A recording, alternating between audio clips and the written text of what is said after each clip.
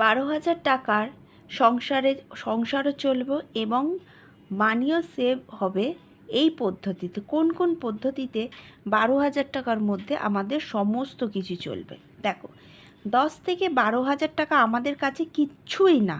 আমাদের সংসারে যারা ধরো আমার ভিডিও দেখছে, 90% যদি আমার ভিডিও দেখে, তার মধ্যে 50% হচ্ছে কি ভাববে বাবা 12,000 টাকায় সংসার চলবে, কিন্তু বাকি সদস্য যে সংখ্যাগুলো থাকবে তারা কিন্তু বুঝতে পারবে 12,000 টাকায় কি সংসার তাদের চালানোর কি।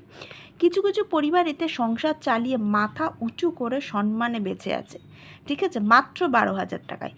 এবার চলো সংসারে খরচটা আমরা কিভাবে করব, তার কিছু খরচ করার আগে কিছু ভাবতে হবে। সংসার তো আমি খরচ করে ফেললাম, কিন্তু কি তার আগে কিছু জিনিস ভাবতে হবে, তাহলে কিন্তু 12,000 টাকায় চলবে।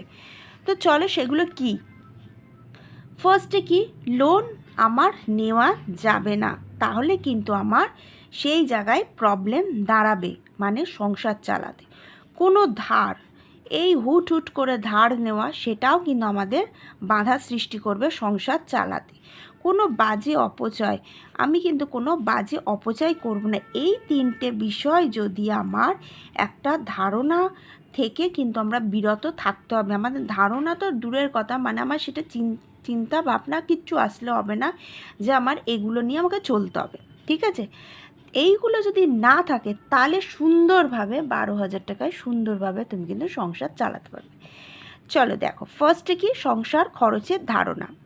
খাওয়া খরচটা কি, 130 টাকা করে ডেলি 30 দিনে রাখলে 3,900 টাকা কিন্তু আমার খাওয়া খরচ হচ্ছে। আমাকে রাখতে হবে কি 130 টাকা করে খাওয়া খরচের। মাসকাবারি বাজার রাখতে হবে আমাকে 2,500 টাকা। মাসকাবারি বাজারের মধ্যে আমার চাল, তেল, নুন, লঙ্কা, হলুদ, পাঁচফোড়ন, জিরে, কালো জিরে, সমস্ত কিছু, চিনি, চা পাতা, দুধ, A to Z কিন্তু আমার চলে আসবে মাত্র 2,500 টাকার মধ্যে, ঠিক আছে। স্কুল, এবার কি, স্কুল আমি ধরো দিলাম একটা টিউশন ফিজ হচ্ছে আমার 500 টাকা। স্কুলের এমনি যদি আমি দেখা গেল সরকারি স্কুলেও পড়ে, তাও যদি একটা খরচা লাগে, তাও আমি দিলাম 500 টাকা।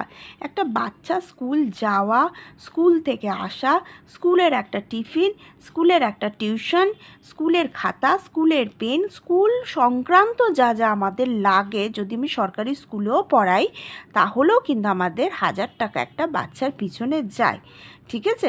বাচ্চার জন্য কিন্তু আমাদের খরচ করতে হয়। এবার চলে এসে গেলাম গ্যাস। এবার আমি কিভাবে খরচ করব, 900 টাকার গ্যাস, 100 টাকার হচ্ছে আনুষঙ্গিক ঘরের খরচ, একটা বাড়ি মেনটেন্স করতে যা আমাদের লাগে 100 টাকা, আমি তো কম বললাম, 100 টাকার মধ্যে আমাদের রাখতে হবে।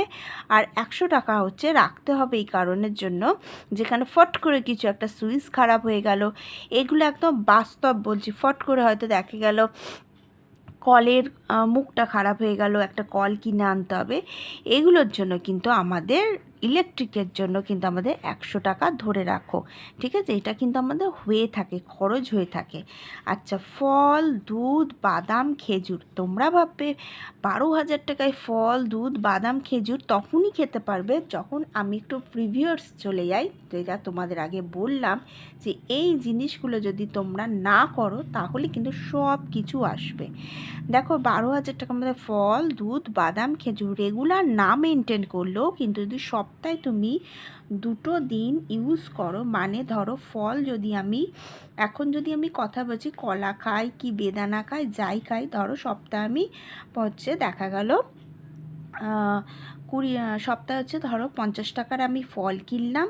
আচ্ছা, তারপরে হচ্ছে আমি দুধ, বাদাম, হয়তো দেখা গেল দুধ হচ্ছে 11 টাকা করে, যেটা 250 লিটারের দাম, মানে 250 গ্রাম যেটা দুধ হচ্ছে 11 টাকা। যদি কেউ না বুঝতে পারো, আমি কালকে একটা প্র্যাকটিক্যাল দেখিয়ে দেবো, একটা ছোট দুধের দাম কত, একটা বড় দুধের দাম কত, তোমাদেরকে আমি মাদার ডেয়ারি দেখিয়ে দেবো। সেখানে হয়তো 11 টাকা হলো, খুব জোর 10 টাকা নেয়। আচ্ছা, এরকম যদি আমি সপ্তাহে একটা হিসাব করি, 100 টাকার মধ্যে কি 150 টাকার মধ্যে আমি যদি সপ্তাহে একটা হিসাব করি, তাহলে আমার মাসে কিন্তু দুধ, ফল, ডিম আমার চলে আসবে, খেজুর চলে আসবে, 500 টাকার মধ্যে চলে আসবে। আমি সপ্তাহে আমি 2 দিন খাবো, কি সপ্তাহে আমি একটা দিনই খাবো, কিন্তু একটু ভালো করে খাবো। এবার চলো ফোন, বাস। ফোন হচ্ছে 600 টাকা, মানে হাজব্যান্ড ওয়াইফ। এর হচ্ছে বাস, মানে যেটা হচ্ছে আমার গাড়ি ভাড়া খরচ লাগে, সেখানে কিন্তু আমার 1000 টাকা ধরে রাখতেই হবে। একটা হাজব্যান্ডের খরচ আছে। কেউ যদি সাইকেলেও যাও, কাছাকাছি আছো, সাইকেলে গেলে মানে যেখানে তুমি সার্ভিস করছো, কেউ যদি অটো ধরো, একবার অটো গেলে সেটা কিন্তু বুঝে চালাতে হবে। 1000 টাকার মধ্যে কিন্তু আমি একটা রইলাম হচ্ছে গাড়ি ভাড়া। এবার হচ্ছে টিভি, যেটা টিভি হচ্ছে তোমার 300 টাকার মধ্যে টিভি, ঠিক আছে। একটা রিচার্জ করলাম আমি 300 টাকার মধ্যে, একটা টিভি রিচার্জ করলাম। এটা সবাই জানো 260 টাকা থেকে স্টার্টিং আছে, সেখানে আমার 300 টাকায় টিভি রিচার্জ হলো।